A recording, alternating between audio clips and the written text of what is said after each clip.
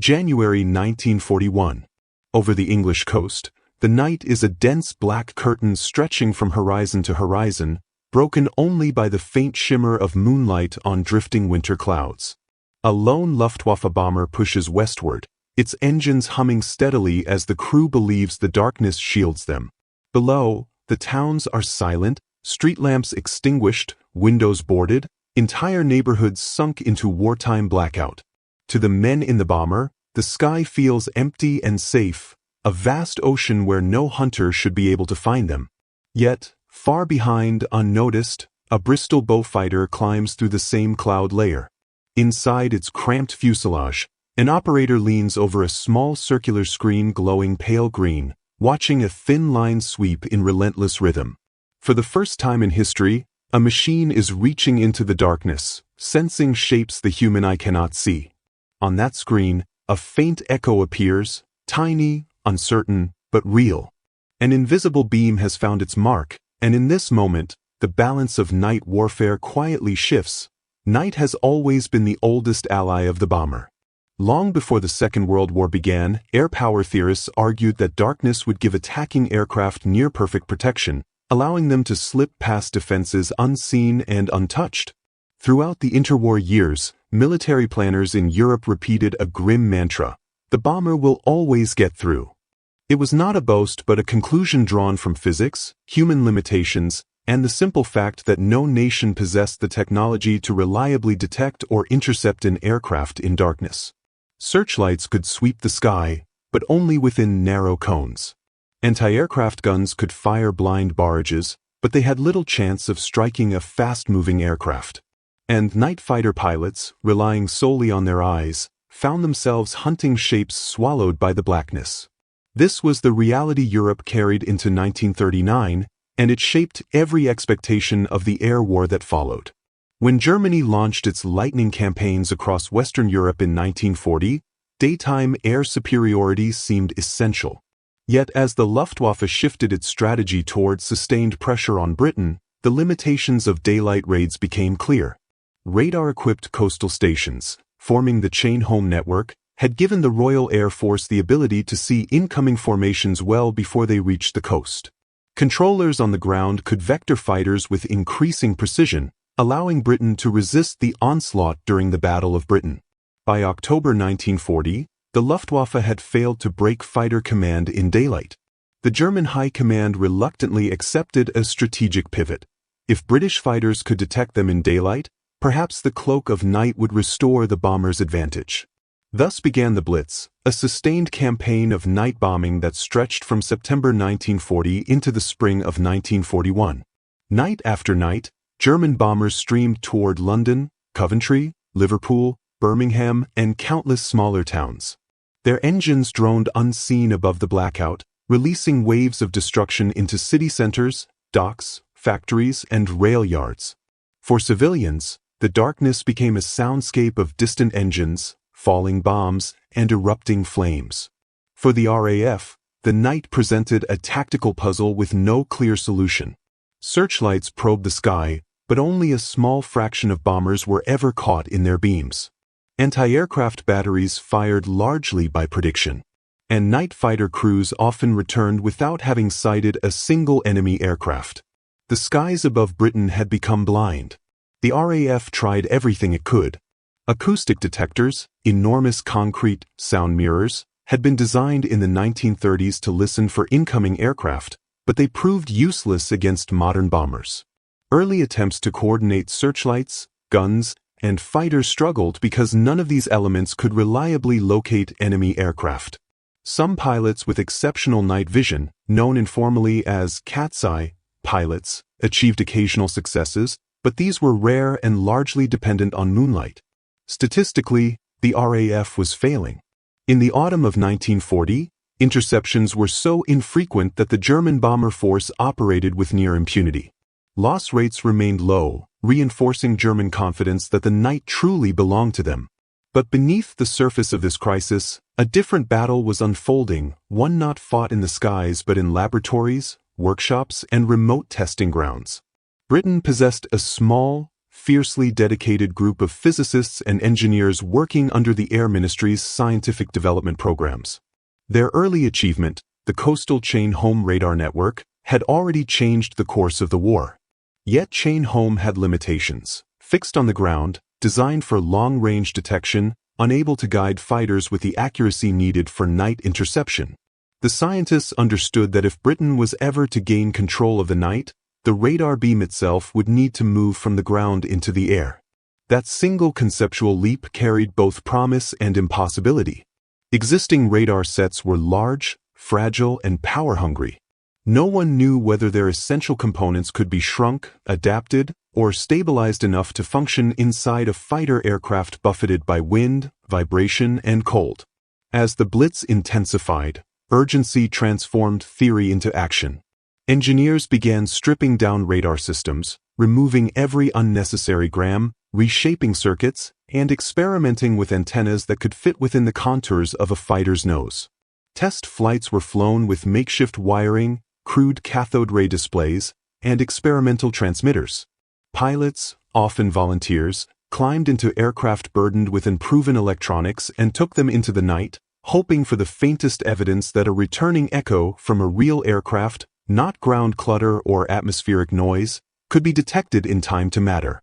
Every success, even the smallest blip on an unstable screen, suggested that the boundaries of night warfare were beginning to shift. By late 1940, the effort was nearing a breakthrough. The concept of airborne interception radar (AI radar) was moving from speculation toward operational readiness. If perfected, it could give a night fighter the one thing it had never possessed, its own ability to see in darkness. Yet the device was only part of the solution. Britain still needed tactics, trained operators, and new methods of coordination to make this strange technology practical in combat. The first true test of this approach was now close at hand, waiting in the very skies still dominated by German bombers. The first practical steps toward airborne interception centered around a single driving force within Britain's scientific community, a Welsh-born physicist named Edward Taffy Bowen. Young, relentless, and possessed of an unusually clear vision for what radar could become, Bowen had already played a crucial role in Britain's early warning system. But he understood something even more significant. Coastal radar might direct fighters toward incoming bombers, yet without a means of locating the enemy in the final miles, a night fighter remained effectively blind.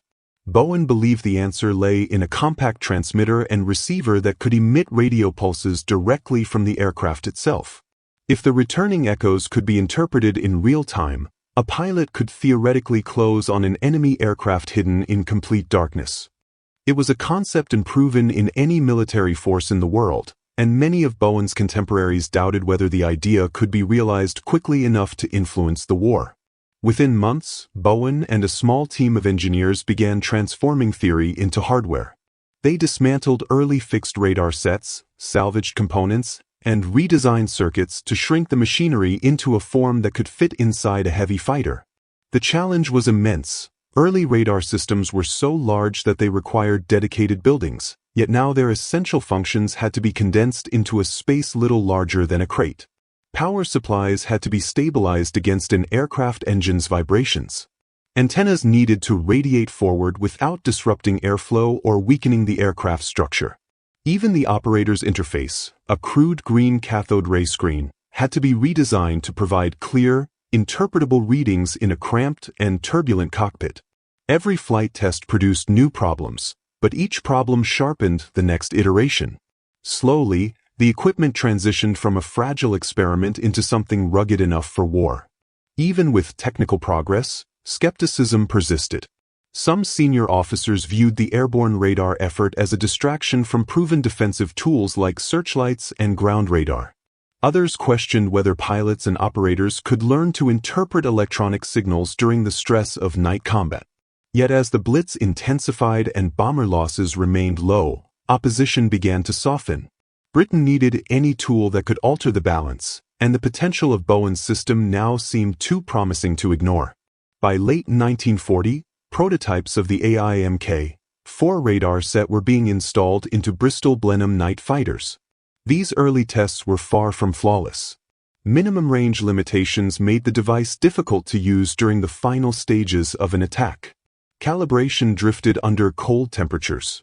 Radar clutter from the ground often masked signals at lower altitudes. Still, the results were undeniable. Aircraft once invisible now appeared as faint echoes on the operator's screen. But radar alone could not transform night fighting. A new system of coordination was required to bring a fighter into the correct position for its onboard radar to function. This led to the development of ground-controlled interception, or GCI.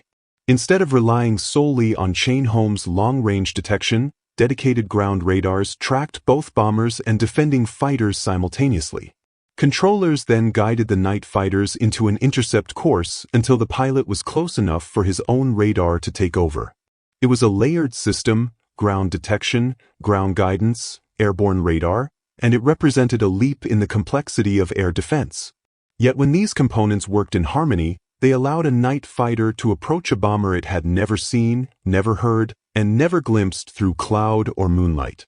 This was the revolution Bowen had imagined, the replacement of human senses with electronic ones. As Germany intensified its winter bombing campaign, more aircraft were fitted with AI radar. The Bristol Beaufighter, a more powerful and stable fighter than the Blenheim, became the preferred platform. Its twin engines allowed room for bulky electronics and a dedicated radar operator seated behind the pilot. Training units began producing crews proficient in reading oscillating lines and blips, learning to judge distance and bearing from a faint cluster of light on the screen. Slowly, confidence grew. Reports filtered in from trials where radar contacts transitioned into visual sightings and, in rare cases, successful interceptions. Each success, however small, suggested that airborne radar was no longer a scientific curiosity but a weapon. By the first months of 1941, Britain's night defense stood on the edge of transformation. German bomber crews continued to fly under the belief that darkness shielded them, unaware that the black sky now contained unseen beams reaching out from the noses of British fighters. The technology was still young, still imperfect, but it was functioning well enough to matter.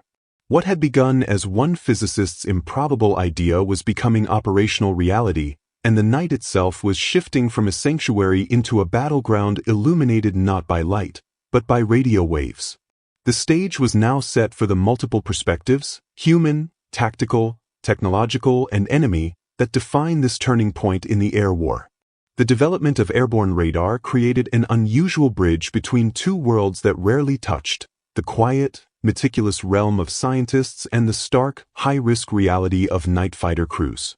In laboratories lit by dim desk lamps and cluttered with coils, valves, and oscillators, young physicists spent their nights adjusting circuits and recalibrating unstable equipment.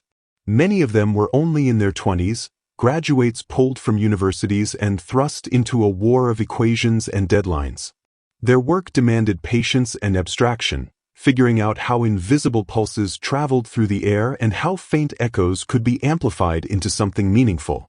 Yet the consequences of their calculations were felt far above, in freezing cockpits where pilots and radar operators sat shoulder to shoulder, relying on machines whose behavior they barely understood.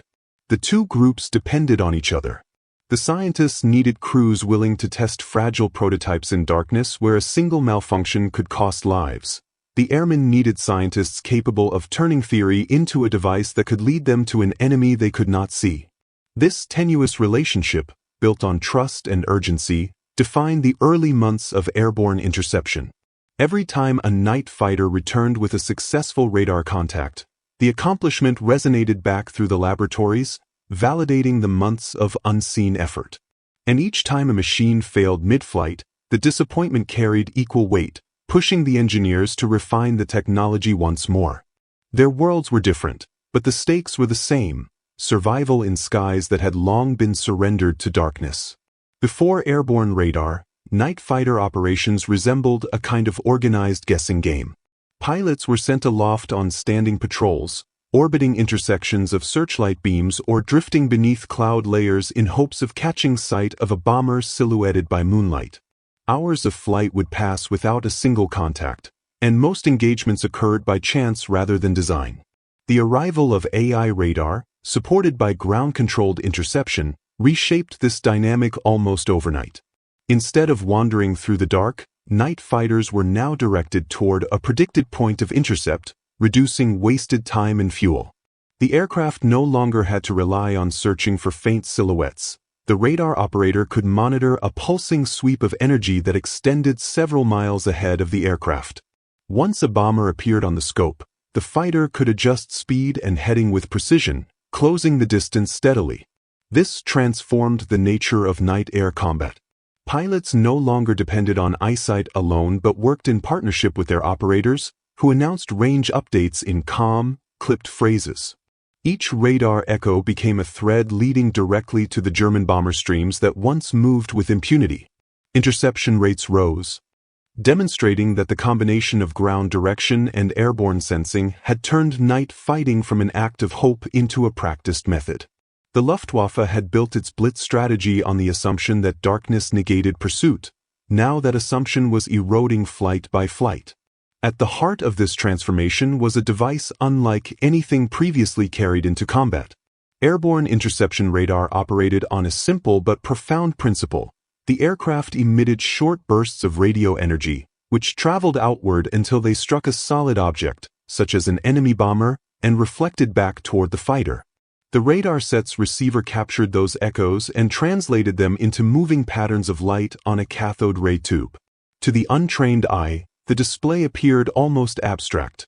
A flicker, a spike, a faint tremor on a glowing green horizon. But to a skilled operator, these patterns contained precise information about distance and direction. The equipment had limitations. Signals from the ground created clutter that obscured low-flying aircraft, and the earliest systems struggled to detect targets within a few hundred yards. Atmospheric conditions could cause ghost echoes, and calibration demanded constant attention.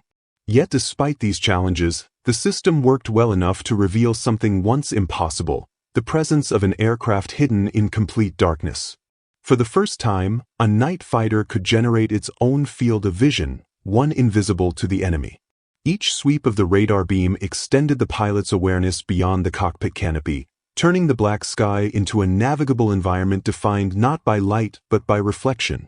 The technology was still crude compared to later developments, but in 1940 and early 1941, it represented a fundamental shift in the physics of warfare. With each interception traced on those wavering lines, radar moved closer to fulfilling the promise that had once seemed unimaginable. The story now widens, for these developments were not isolated. They collided with enemy perceptions, leadership decisions, and deeper moral tensions shaping the war. From the Luftwaffe's vantage point, the winter skies over Britain initially seemed no more threatening than the countryside below, dark, silent, and empty of opposition. German bomber crews flew their missions believing that once they crossed into night, their visibility to the enemy vanished completely. Early losses were consistent with peacetime expectations. Navigation errors, weather, and mechanical failures claimed more aircraft than British defenses did. 4 months, the bomber formations experienced only sporadic interception, usually when searchlights managed to catch a solitary aircraft or when a night fighter stumbled into firing range by coincidence. But gradually, patterns emerged that the crews could not explain. Bombers were being attacked far from illuminated targets and at altitudes where searchlights could not reach them. Some crews returned with stories of fighters appearing suddenly from the dark, closing at precise angles as if guided by an unseen hand. Others never returned at all, disappearing on routes previously considered safe. Inside Luftwaffe intelligence departments, analysts struggled to reconcile these losses with known British capabilities. Theories ranged from improved ground radar to specialized night vision equipment, but none accounted for the precision of the new threat. Rumors circulated among aircrews that Britain had developed a device capable of detecting aircraft in total darkness, but without evidence, such claims remained speculation. What German crews did know was simpler and far more unnerving. The night was no longer predictable, and the silence that once guaranteed safety was beginning to betray them. Within the RAF and the Air Ministry, the rise of airborne interception radar was not a smooth or uncontested process. Every major innovation in wartime faces bureaucratic inertia, competing priorities, and the weight of tradition, and AI radar was no exception. Senior commanders who had spent their careers relying on visual combat methods were hesitant to invest heavily in a technology still in its infancy. Scarce resources had to be balanced between fighter production, bomber development, training programs, and defensive infrastructure. Introducing a new system meant diverting aircraft for modifications, retraining crews, and establishing specialized ground stations, commitments that required both political and operational resolve. Advocates for airborne radar, including Bowen and a handful of forward-thinking officers, spent months arguing that without it, Britain's night defenses would remain ineffective no matter how many fighters were put into the air. The debate escalated as German raids intensified. Gradually, the compelling evidence from experimental flights, combined with increasing civilian casualties, shifted opinion. Committees began approving more radar sets, aircraft factories adjusted their production lines, and training commands integrated radar instruction into their curriculum. What had begun as a marginalized scientific project evolved into a central component of Britain's defensive strategy. Leadership did not always move quickly, but as the weight of necessity grew, the organizational machinery of the RAF aligned behind the beam. The introduction of airborne radar carried not only tactical implications but also profound moral and psychological ones. For British civilians enduring nightly bombings, the sky became a place of terror, an unseen highway for destruction that arrived without warning. Each successful interception brought relief, but it also underscored the grim reality that the war had turned into a contest of invisibility where lives depended on technologies few understood. For RAF crews, airborne radar added a new layer of responsibility. They now possessed a tool that allowed them to find an enemy who could not see them coming. The asymmetry was unsettling, yet the necessity was unquestionable. Cities were burning, and the ability to detect bombers in darkness meant the difference between devastation and survival. On the German side, the psychological shift was equally stark. Bomber crews who had once flown confidently into the night found themselves gripped by uncertainty, listening for engines that approached without warning and scanning empty skies for threats they could not anticipate. The invisible beam altered the emotional landscape of the conflict. It gave defenders a renewed sense of agency and transformed offensive crews' confidence into anxiety. The morality of technological advantage, always complex in war, played out in every interception. One side shielded their cities, the other faced growing peril from a force they could neither see nor counter. This tension would deepen as the technology matured and the balance of power in the night sky began its irreversible shift. These converging pressures, human, tactical, technological, strategic, and psychological, set the stage for the decisive turning point when airborne radar moved from experimental promise to battlefield dominance. By the early weeks of 1941, the interplay between ground-controlled interception and airborne radar reached a level of refinement that allowed the first decisive engagements to unfold. Crews who had spent months training in patient silence finally began to apply their skills in the pressure of real combat. On several moonless nights, when the cold air sharpened radar returns and cloud cover concealed everything from view, the RAF initiated a sequence of interceptions that revealed just how powerful the new system had become. The process began miles from the target city, where coastal radars detected the incoming bomber streams as elongated shadows moving across their plotting boards. Controllers in darkened operations rooms studied the shifting lines, their fingers tracing out headings and altitudes. They summoned Beaufighter crews to readiness, then issued vectoring commands that sent the fighters climbing into the night. Once airborne, the fighter crews transitioned smoothly into the routine drilled into them during countless exercises. The pilot focused solely on maintaining altitude and bearing, trusting the calm voice of the controller relaying updates. The radar operator monitored his glowing cathode ray screen, waiting for the moment the ground guidance brought them close enough for airborne interception to take over. At first, nothing appeared but the rhythmic sweep of the trace. Then, at a distance of several miles, a faint spike flickered. It was unstable, barely distinguishable from noise, but the operator recognized the signature of an aircraft echo emerging from the background. He relayed the range and bearing to the pilot, who adjusted course with calculated precision. Each second tightened the arc that brought them closer. The echo grew more distinct, transforming from a tremulous flicker into a firm, steady mark. Range closed rapidly as the operator called out distances. 2 miles, 1 mile, 900 yards. The pilot, unable to see anything outside, flew purely on the logic of the operator's voice. Only when the distance narrowed to within a few hundred yards did he switch his attention toward the canopy, searching for the telltale silhouette that signaled visual acquisition. Over the hum of engines and the steady sweep of the radar, time seemed to stretch. Then, emerging faintly from the dark, the shape of a Heinkel or Junkers bomber materialized, a shadow against a darker sky, oblivious to the danger behind it. The Beaufighter closed from below and astern, its engines throttled back to avoid detection. At the final moment, when the bomber filled the gun sight, the pilot fired a burst of cannon fire that tore through the enemy aircraft's wing and fuselage. Flames erupted instantly, illuminating the surrounding clouds for a brief, surreal moment before the bomber spiraled downward, leaving the night silent once more.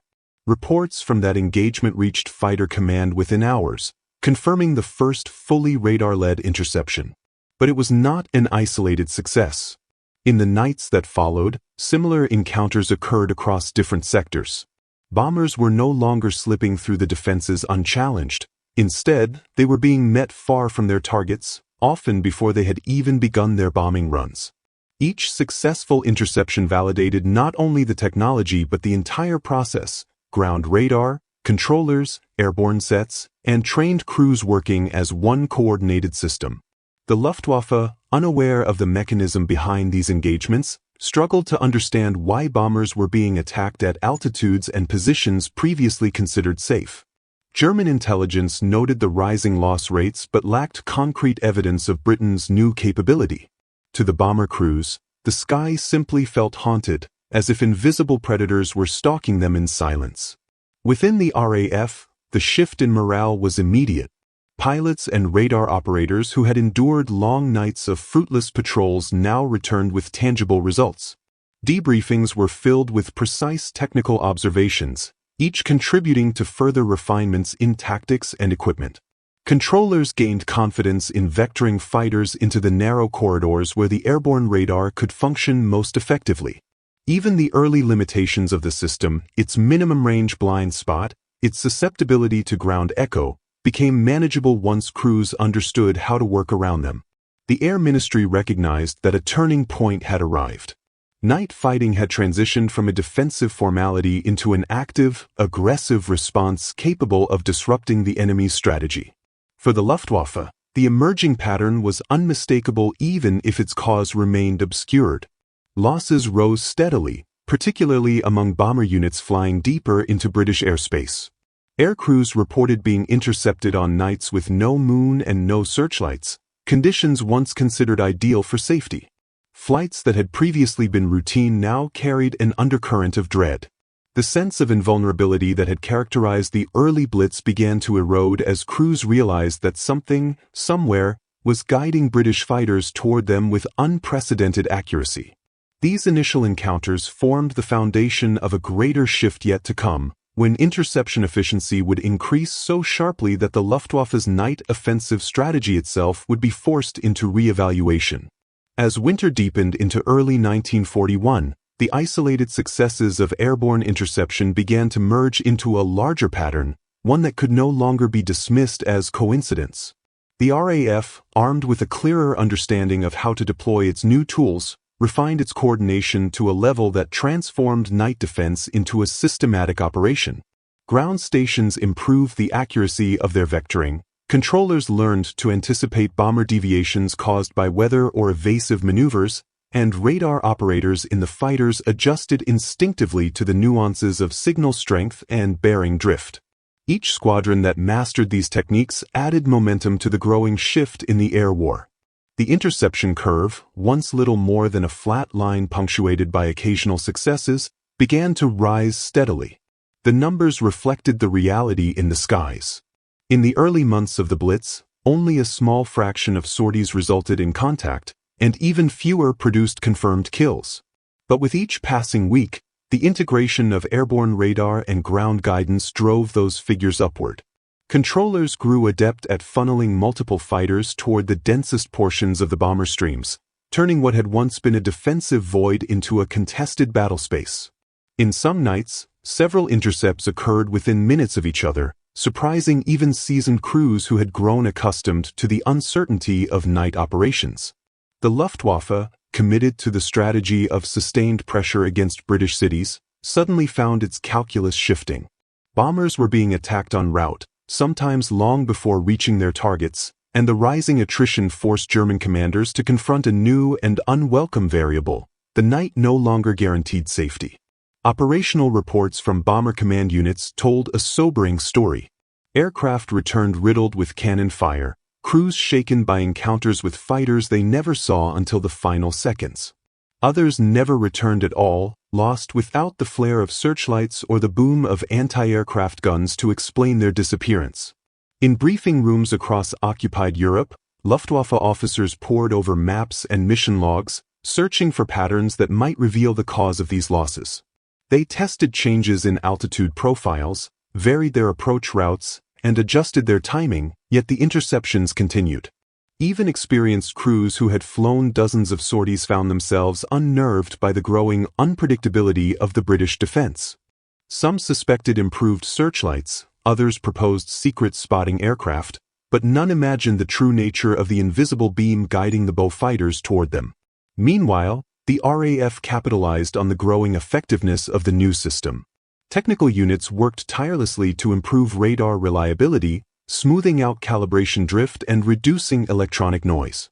Modifications to antenna arrays enhanced sensitivity, while training programs shortened as instructors identified the most efficient methods for teaching radar interpretation.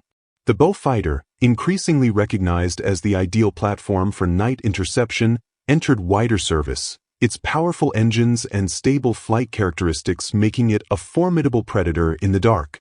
Pilots learned to trust the radar operator's instructions implicitly, executing turns and climbs without hesitation, confident that the beam would guide them toward the unseen enemy. For many operators, the moment the echo first appeared on the screen carried an almost electric significance. A single blip could determine the outcome of the entire sortie. The cumulative effect of these improvements was dramatic enough that even Britain's civilian population began noticing subtle changes. Night after night, the fury of the Blitz showed signs of diminishing intensity. Fewer bombers reached their targets, and those that did often arrived scattered or off course, their formations disrupted by earlier engagements. In some cities, residents remarked on the absence of the once familiar overhead drone that had haunted previous months. While the public could not yet grasp the technical details behind the shift, they sensed that the balance in the night sky was changing, and for the first time in a long while, it was changing in Britain's favor. German High Command, faced with mounting losses and diminishing returns, eventually recognized that the night bombing campaign against Britain was no longer sustainable at its previous scale. The Luftwaffe could not replace air crews and aircraft at the rate they were being lost, especially when those losses produced fewer and fewer strategic results. Internal discussions grew more urgent as March and April approached, with commanders debating whether to continue pushing battered units into increasingly hostile skies or to redirect their efforts toward other fronts.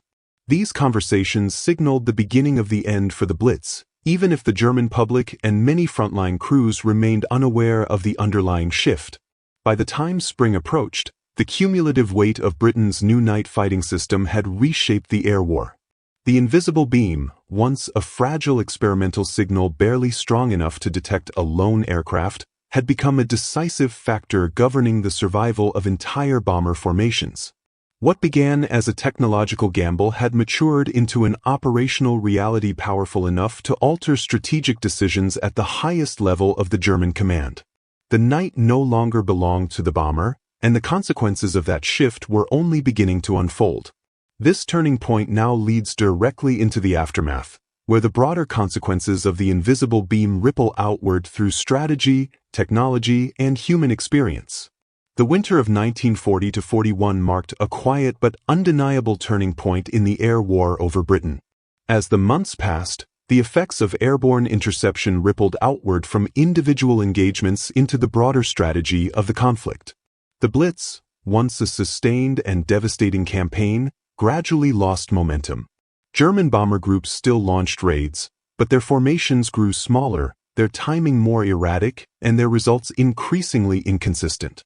Night after night, crews encountered the same unsettling pattern, interceptions occurring where none should have been possible. The invisible beam, now woven seamlessly into Britain's defensive fabric, disrupted planning and degraded morale. For the Luftwaffe, the calculations that had supported the Blitz no longer held. Loss rates climbed to levels that eroded operational effectiveness, and the promise of breaking Britain's resolve through nightly bombardment became harder to justify. By the spring of 1941, strategic necessity compelled the German High Command to scale back the night offensive. The Luftwaffe diverted aircraft toward other theaters and reallocated resources to meet emerging demands on the Eastern Front. The roar of engines that had once filled British nights faded into sporadic attacks, and the intensity of the bombing diminished enough for civilians to sense an unmistakable shift. Within Britain, recognition of the technological triumph behind this shift grew steadily. Reports from Fighter Command detailed the remarkable rise in successful interceptions, attributing the results not to chance or incremental improvement but to the maturity of a new system. Airborne radar, once an experimental device tested under desperate circumstances, had proven its worth in combat. Training units expanded rapidly, preparing new generations of radar operators and pilots for roles that had barely existed a year earlier. The Beaufighter squadrons, once unremarkable elements of the air defense grid, became central to the nation's strategy. Engineers worked diligently to refine the equipment, reducing weight, improving stability, and enhancing reliability. Out of these efforts emerged the next wave of technological innovation, the incorporation of the cavity magnetron, a compact and powerful microwave generator that enabled radar sets of far greater sensitivity and accuracy than earlier models. With this leap, Britain moved ahead in a field that would shape not only the remainder of the war but the future of detection and navigation technology.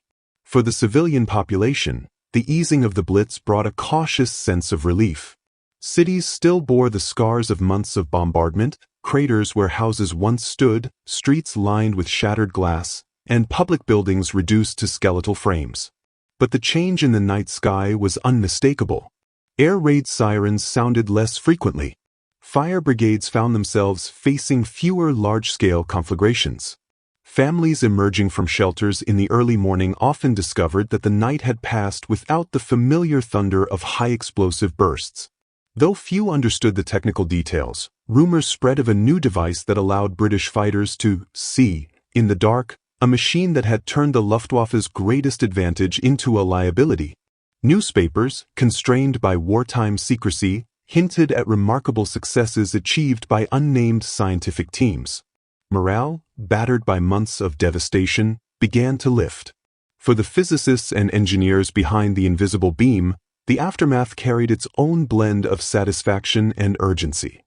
The success of airborne interception validated the countless hours spent in workshops and laboratories, the late-night problem-solving, and the relentless pressure to innovate before the next raid arrived. Yet the work was far from complete. The war was still expanding across continents, and radar, now proven, was suddenly in demand on every front. Bowen and many of his colleagues were soon directed toward even more ambitious projects, from miniature sets for naval vessels to advanced long-range systems for strategic bombing operations. The invisible beam that had defended Britain now became a template for offensive capability, guiding Allied aircraft in distant theaters and shaping tactical doctrines far from the familiar night skies over London and Coventry. The transformation triggered by airborne interception did not simply weaken the Blitz. It reshaped the very nature of night warfare. As Britain consolidated its newfound advantage, the stage was set for a broader contest of innovation between opposing air forces, one that would continue to evolve in complexity and scale. While Britain strengthened its night defenses and refined the airborne radar that had reshaped the conflict, the Luftwaffe scrambled to understand and counter the new threat. German analysts, confronted with rising bomber losses and no visible changes in British searchlight or anti-aircraft patterns, began to suspect that a form of airborne detection was at work. Intercepted British communications, prisoner testimonies, and fragments of recovered equipment gradually pointed toward the existence of a radar device carried on night fighters. In response, Germany accelerated the development of its own airborne radar systems, most notably the Liechtenstein series, intended to equip the growing night fighter arm of the Luftwaffe. Yet these efforts lagged behind Britain's progress, hindered by production challenges, technical hurdles, and the increasing strain of fighting on multiple fronts. Even as Germany fielded radar-equipped fighters of its own, the technological momentum had already shifted. Britain continued refining its sets with microwave frequencies made possible by the cavity magnetron, rendering earlier German countermeasures less effective and giving RAF crews clearer, more reliable detection than their adversaries. The technological race did not remain confined to defensive operations. The success of airborne interception inspired a wave of innovation across the Allied scientific community. Radar began appearing on naval escorts, dramatically improving the detection of U-boats in the Atlantic and contributing to the eventual stabilization of the convoy system. Long-range bombers received improved navigation aids such as H-2S radar, allowing them to locate targets at night or through cloud cover with unprecedented accuracy. Each new application emerged from the same foundational breakthrough, the ability to generate and interpret radio waves on board an aircraft. What had started as an urgent response to the Blitz matured into a sprawling family of technologies that reshaped warfare across land, sea, and air. The invisible beam, once a fragile experiment battling interference and cold night winds, expanded into a complex network of radars that guided fleets, directed artillery, and mapped distant terrain. Yet these advancements carried moral weight as heavy as the bombs they directed. As radar improved the accuracy of Allied night bombing, cities under German occupation and within Germany itself faced the same terror that British towns had endured during the Blitz. The power to detect and destroy in the dark no longer flowed in one direction. Radar became a force multiplier, an equalizer that allowed both sides to strike far from home, often against targets hidden beneath cloud-shrouded skies. The moral calculus of aerial warfare grew more complicated, raising questions about technological responsibility and the cost of innovation in human lives. For every civilian spared in Britain during 1941, another might face danger years later under Allied bombing campaigns aided by radar-based navigation. This duality, protection for one population, destruction for another, became an inescapable legacy of the scientific breakthroughs that had saved Britain in its darkest months. Even so, the strategic consequences were unmistakable. By stripping away the bombers' long-held advantage in darkness, airborne radar forced a complete re-evaluation of night operations worldwide. No nation could again assume that darkness alone provided safety. Aircraft designers incorporated radar into new models from the outset. Training programs integrated electronics instruction as a core discipline. Commanders learned that information, timely, precise, invisible, could be as decisive as firepower. The Luftwaffe, having lost its campaign over Britain, adapted by building a formidable night fighter force to combat Allied bombers later in the war, proving how profoundly radar had redefined expectations on both sides. From the English countryside to the Ruhr Valley, from Atlantic convoys to Pacific Island raids, the invisible beam radiated outward in influence, reshaping missions, doctrines, and destinies. By war's end, radar had become inseparable from modern military practice, its origins traced back to the urgent need to defend Britain in 1940 and 1941. The narrow green screens and crackling transmitters of the first AI sets seemed primitive compared to later systems, yet they contained the essential insight that changed everything. Humans no longer needed light to wage war or to defend against it. The Blitz had ended not because the enemy ceased to attack, but because a single idea, refined by scientists, trusted by pilots, and tested in the cold night air, turned darkness itself into an ally rather than an adversary. The consequences of this transformation set the stage for a quieter, reflective understanding of what the invisible beam ultimately meant for the future of warfare and human history. In the long view of history, The invisible beam that once flickered across a small green screen in the cockpit of a British night fighter represented far more than a single technological victory. It marked the moment when warfare crossed a threshold into a new era, one in which information, detected and interpreted through machines, began to shape outcomes more decisively than sheer firepower. What airborne radar accomplished during the winter of 1940–41 was not merely the defense of cities or the disruption of a bombing campaign. It demonstrated that human limits could be extended by physics, that darkness itself could be pierced by ideas born in quiet laboratories far from the front lines. The men who flew into the night with these early sets relied on nothing more than faint echoes and trust, yet they carried within their aircraft the beginnings of the modern electronic battlespace. For the Luftwaffe crews who discovered that the night had turned against them, the transformation was both bewildering and inevitable. Their experience underscored a truth that would echo throughout the rest of the war. The battlefield is shaped as much by unseen forces as by visible ones. Radar did not roar like an engine or flash like a gun barrel. It simply existed, silent, intangible, and profoundly influential. Its presence changed decisions in command rooms, altered flight paths, and redrew the boundaries of what was considered possible. In doing so, it introduced a new relationship between science and survival, one in which equations and oscillations held the power to shift the fate of nations. Yet the legacy of that invisible beam is not confined to military triumph. It reminds us that technological innovation carries consequences that ripple far beyond its first application. Radar saved lives in Britain during the Blitz, and later guided bombing raids that endangered others. It opened pathways to navigation systems, weather forecasting, and air traffic control, but also to new forms of detection and destruction. Its history, like all transformative discoveries, is a mixture of protection and peril.